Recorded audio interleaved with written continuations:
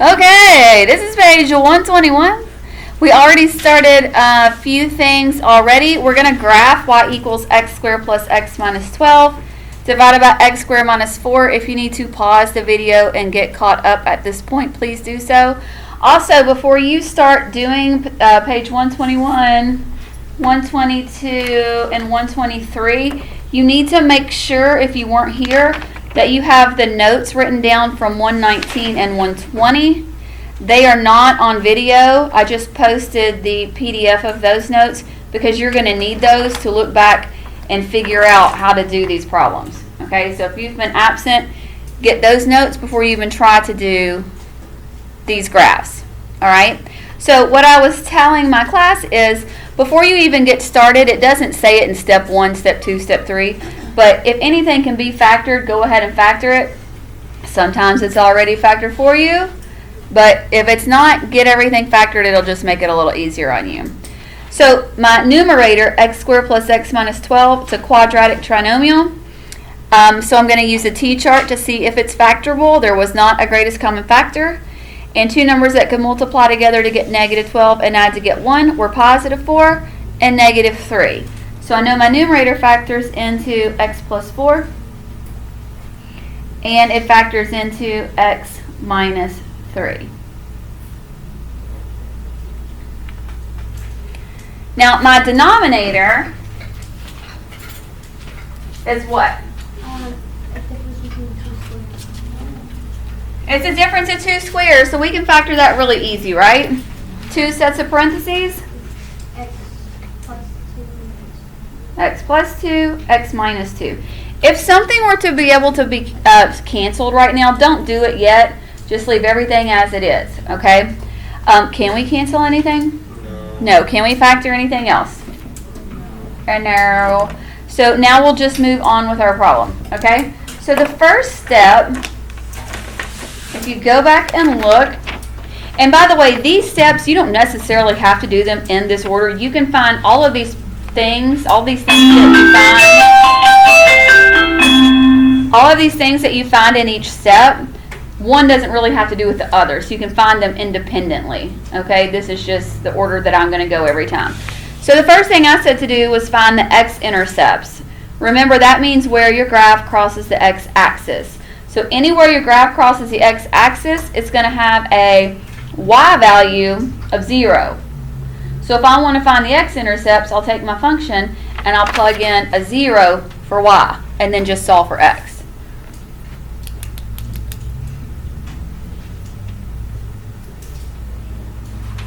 So step 1, find the x-intercepts. You may not have any. You may have more than one. All right? So I'm going to take my equation up here, and instead of a y, I'm going to plug in a 0.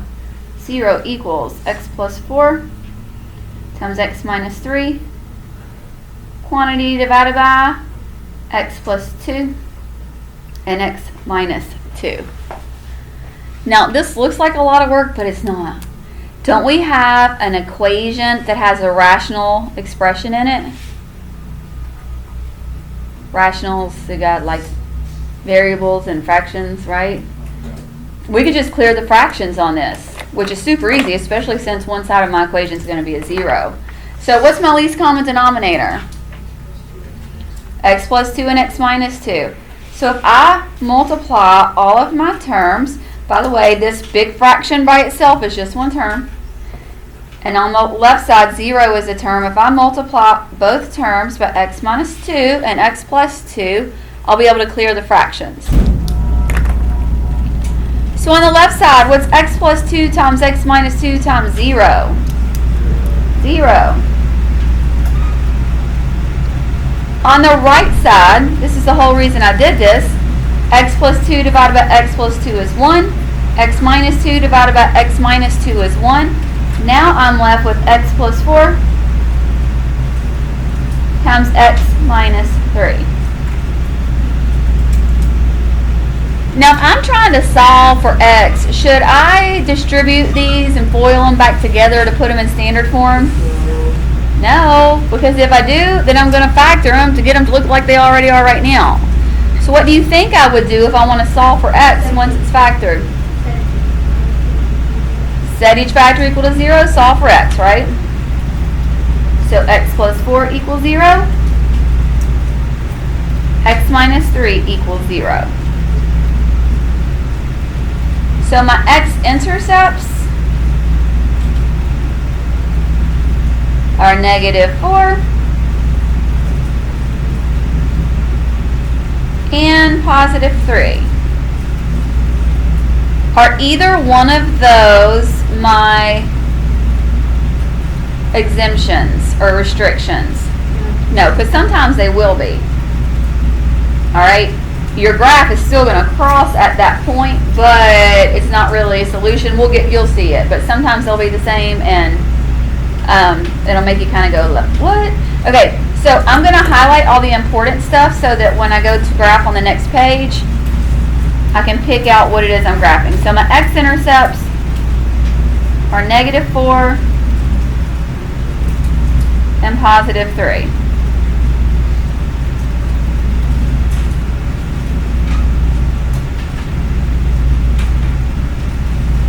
Now the next step, find the y-intercepts of the function. To do so, substitute a 0 in for x and solve for y. Plot any y-intercepts on the axis. Alright, so this part's super easy. Step 2, find the y-intercepts.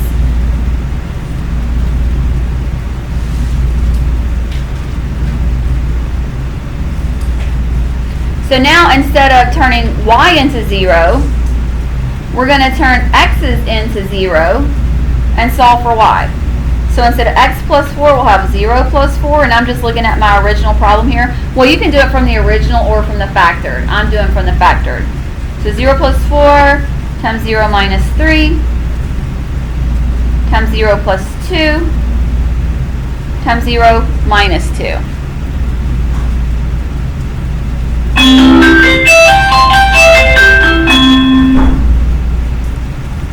And I'm going to kind of work to the right so that I don't run out of room. So we have y equals 0 plus 4 is 4, 0 minus 3 is -3. Still multiplying those two together. Denominator, 0 plus 2 is 2, 0 minus 2 is -2.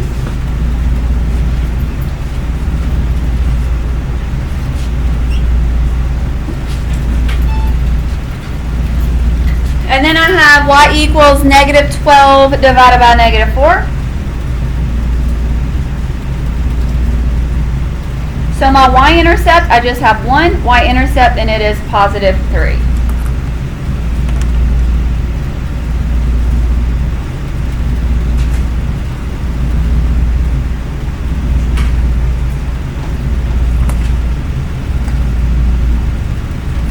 Coolio?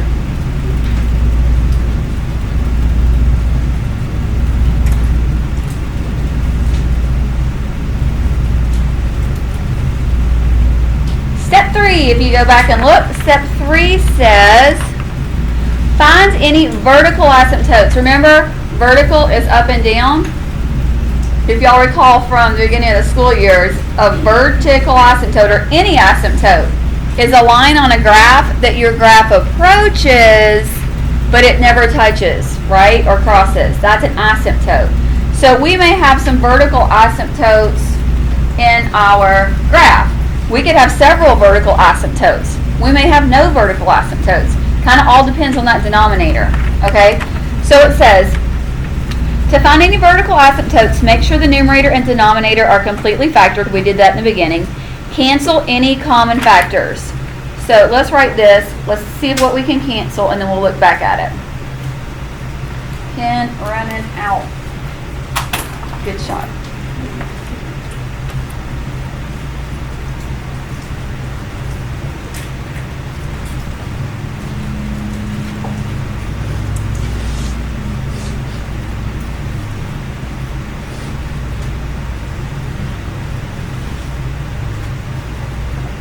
I'm going to write the factored form here.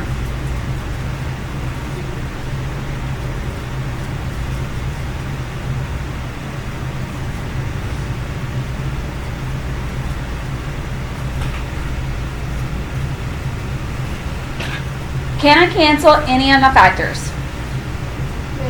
No. Okay, so let me go back and see what it says. If no factors can be canceled, that's us, then the vertical asymptote has the same equation as the restriction. This is referred to as a non-removable discontinuity. Because a lot of times they'll say, list any removable or non-removable discontinuities. If it's a factor that can't be crossed out in the denominator, then we call it non-removable. Basically, we can't remove it from the problem. It's non-removable. If it's non-removable, it's going to be a vertical asymptote. Okay? So since we could not cancel either of these, what would our restrictions be? What could x not equal? Positive or negative 2. Now, the equation of a vertical line doesn't have a not equal sign in it. Okay? It's just x equals 2 or x equals negative 2. But that's how we'll find what x cannot equal negative 2 and it can't equal positive 2, right? But the equation of the asymptote will just be x equals 2, x does not equal 2. If we were calling it a restriction, we would use that not equal to sign. Does that make sense? So I'm going to call it VA. So our vertical asymptotes are x equals negative 2 and x equals positive 2. Again, if I was saying restrictions, I would put a not equal sign there. But I'm not talking about my restrictions. Y'all cool with that? Now, if any factors can be canceled, the vertical asymptote is at any restriction that can't be canceled. So say like one of the x plus 2's was canceled and one wasn't, your vertical asymptote is only the one that is not canceled. Okay? There would be a hole in the other one, which we'll talk about later. Step 4. Running out of room. We have to find any horizontal asymptotes.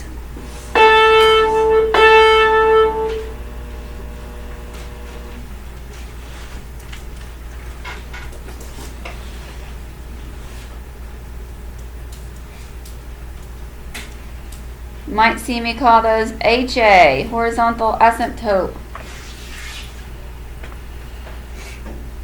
When you're trying to figure out what your horizontal asymptote is, you're looking at the degrees in the numerator compared to the degrees in the denominator. So if you look back at our equation when it was in standard form, how many degrees is in the numerator? 2 degrees, because you look at your highest 3, right? How many degrees is in the denominator? 2. So when we determine our horizontal asymptote, if there is one, that's what we're looking at. The degrees in the numerator are equal to the degrees in the denominator. Okay? So let's go. On page 120 is where we wrote all about horizontal asymptotes. Okay? If the degree in the numerator is less than the degree in the denominator, is that going to apply to us? No. If the degree of the numerator is greater than the degree of the denominator, nope. Okay? If the degree of the numerator is equal to the degree of the denominator, yeah. All right, so let's read on. Then the graph has a horizontal asymptote. Horizontal is a vertical line, right, that your graph can approach, but it won't cross. At y equals a divided by b. Well, what in the world is that? Where a is the numerator's leading coefficient and b is the denominator's leading coefficient. So whatever the coefficient of your leading coefficient in your numerator is, divided by the leading coefficient of your denominator, that's what your horizontal asymptote is going to be. Y equals whatever that is. So in this case, what is my leading coefficient? 1. What's my leading coefficient in the denominator? 1. So 1 divided by 1 is 1. So my horizontal asymptote, that would be a y equals. My horizontal asymptote is y equals 1. Got to put clouds around my important vertical asymptotes.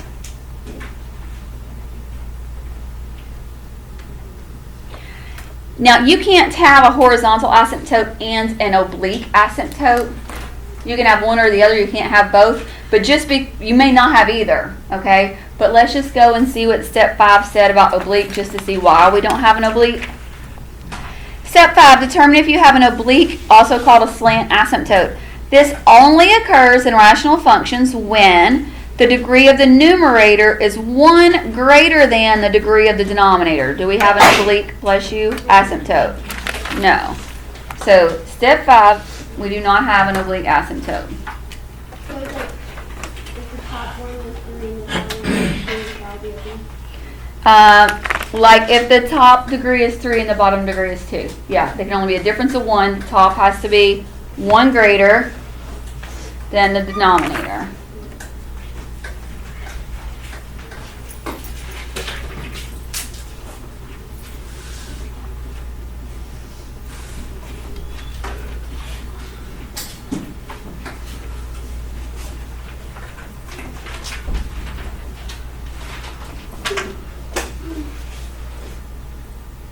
So now we know all our parts, well, most of our parts. We know the important stuff, okay?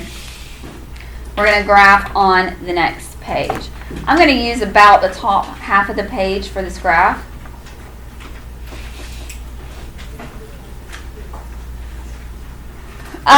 Also, I wanted to point out that it may ask you, I kind of talked about this removable or non-removable discontinuity. Over here with our vertical asymptotes, since none of the factors canceled out, if it says do you have removable or non-removable, you can have both. But we have non-removable discontinuity at x equals -2, and we also have non-removable discontinuity at x equals 2. Kind of like the exemptions, but that's what it's talking about. Say this canceled, I would have non-removable discontinuity at x equals 2. And if this canceled, I would say removable discontinuity at x equals -2. We'll hopefully have more practice on that. I just want to point it out. Okay? So on page 122,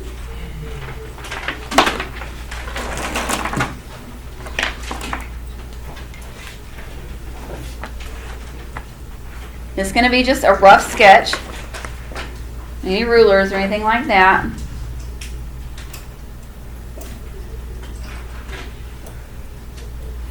Also, if you find that you're struggling with these graphs, on Algebra Nation, if you make sure you're under the Algebra 2 tab, and you go to the main section of rational functions, and go to the graphing rational functions, they give some really good, if you watch those, they're really good at helping you understand these graphs, okay?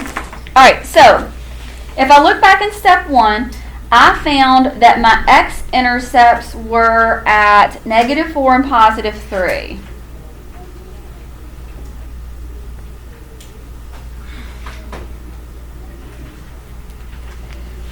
So on the x-axis, my graph will cross the x-axis at -4 and at +3. Those aren't lines, those are just intercepts. Step 2, I found that my y-intercept is at +3.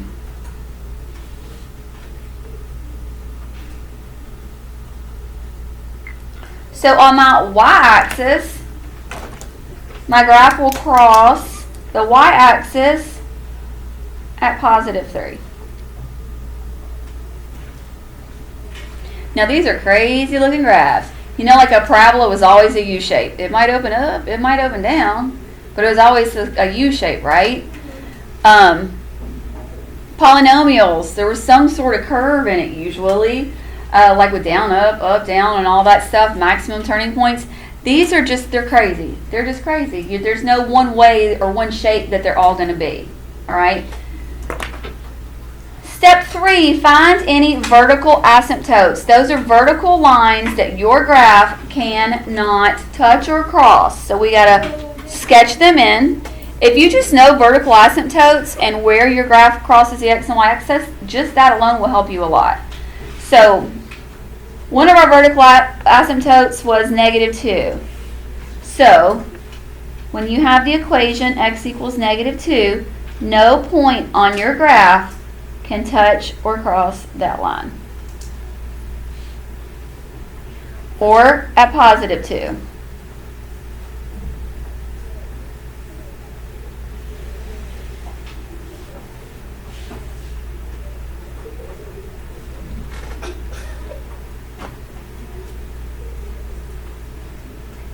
So right now my graph is separated into 3 sections. To the left of this vertical asymptote, in between these two, and to the right. Okay? Now I had a horizontal asymptote at y equals 1. So a horizontal line drawn through the positive 1.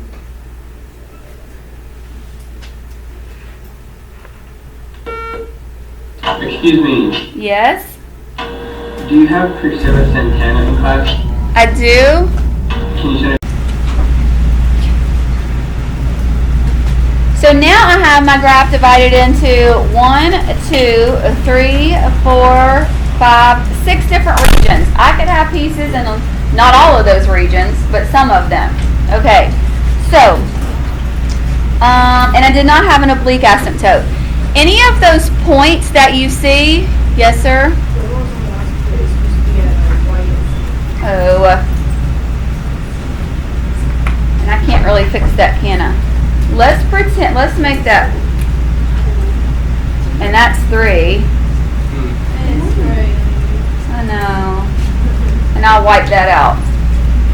I made a mistake for those of you at home. This is supposed to be 1. Wipe that out, pretend like that's not there. No big deal, it's not going to affect us, but yeah, you're right, I put it in the wrong spot. Okay, now this is how you know to draw the graph. When you have rational functions that you're graphing, alright, see how this point right here that we drew, it's in this region, okay? It can't open down because it's going to run into an asymptote. And rational functions, they always like follow along the asymptotes, they hug it. So without even finding a whole bunch of ordered pairs, I can if I get kind of confused. But I know this is going to be something like this, but it's not going to cross that asymptote.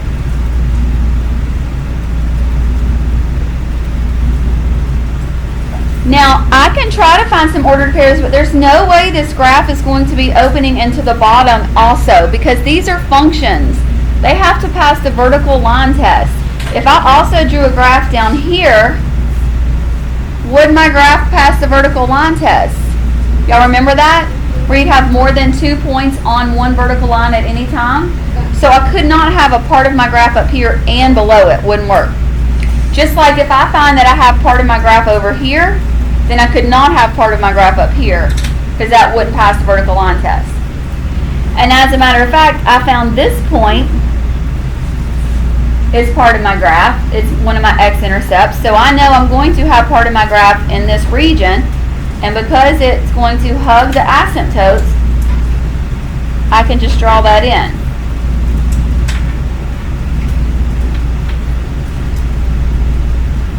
Again, I don't even have to worry about this region directly above it, because if I had something drawn in there, it would not pass the vertical line test. Crazy, right? Now, I know I can't have anything here. I know I can't have anything here. Oh, look, here's another point that I know. Well, if my graph's going to cross the x-axis here, I must have part of my graph in this region. Therefore, I can't have a graph, another part of the graph directly above it. This is all one graph.